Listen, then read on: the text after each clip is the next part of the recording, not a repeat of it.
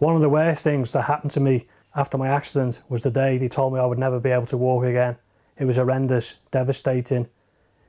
If you take risks on site, it might be you next.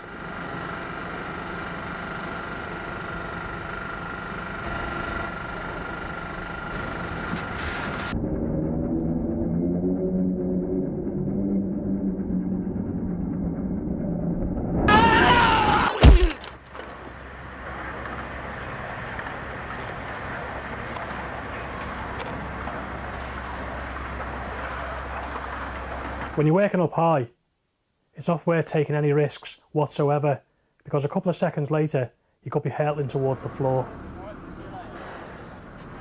Just think, is it worth it? What effect is it going to have on your family? Where's the money going to come from? Do you really want your kids to grow up without a father?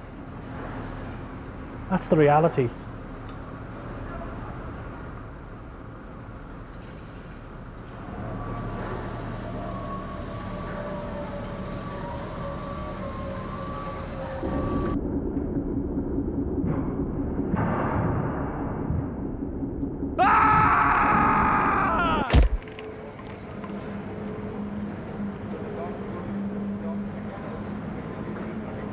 Don't take risks.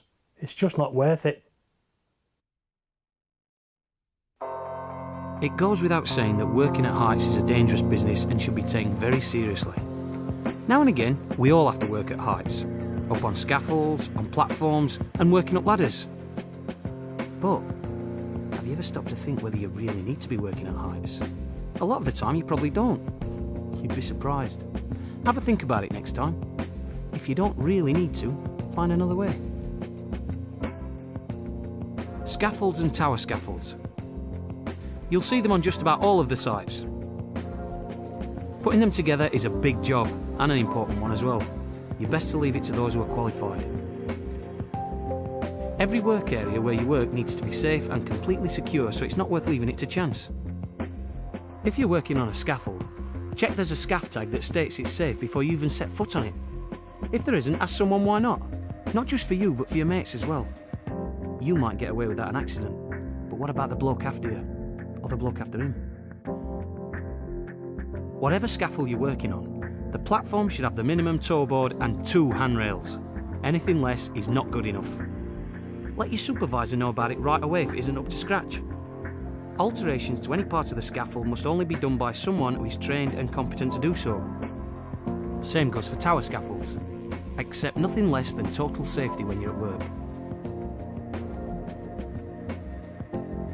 Ladders are something we probably use all the time, but do we really need to? A lot of the time we reach for the ladder to do work we'd be better off doing some other way, or maybe by someone better qualified for the job. There's no point in putting yourself at risk if you don't have to. If you do use a ladder, make sure you know how to use it correctly. Ask yourself a few questions. Have you made it safe to use? Is it long enough for the task? Do you need someone to help you? It's more than likely some of you have worked on MUPs, or mobile elevated working platforms. If you have, or if you're going to, you must be trained and competent to operate them. One thing you can do is make sure you're using your harness according to the manufacturer's recommendations. It's a simple thing to do, but it can make a big difference. As well as looking out for yourself and your mates, you need to make sure everyone on site is safe, especially when you're working up on a MUP, where you could be dropping tools or materials over another work area. Your best bet is to make sure you cordon off a work area before you start.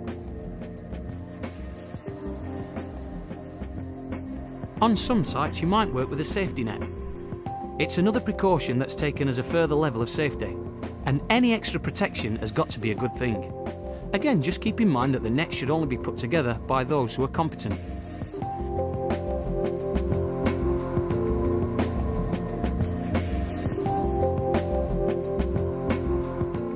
You always see excavations around the sites. They're part and parcel of the work that goes on around the project. Any excavation should be properly protected with barriers and safety observed when working or moving around them.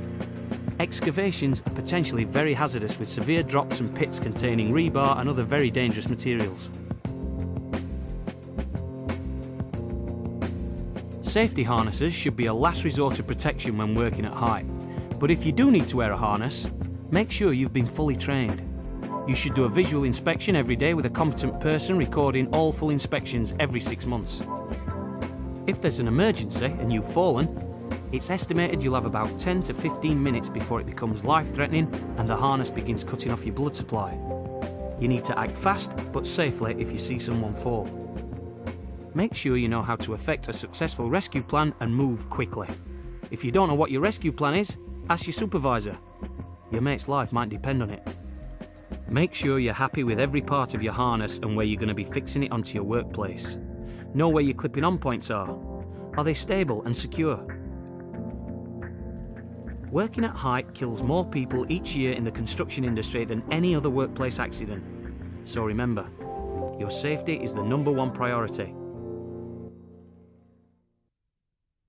It's easy to let a few things slip sometimes.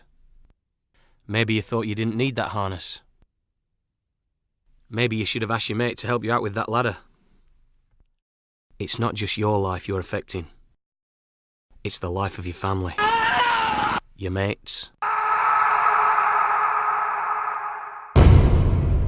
Don't take the risk.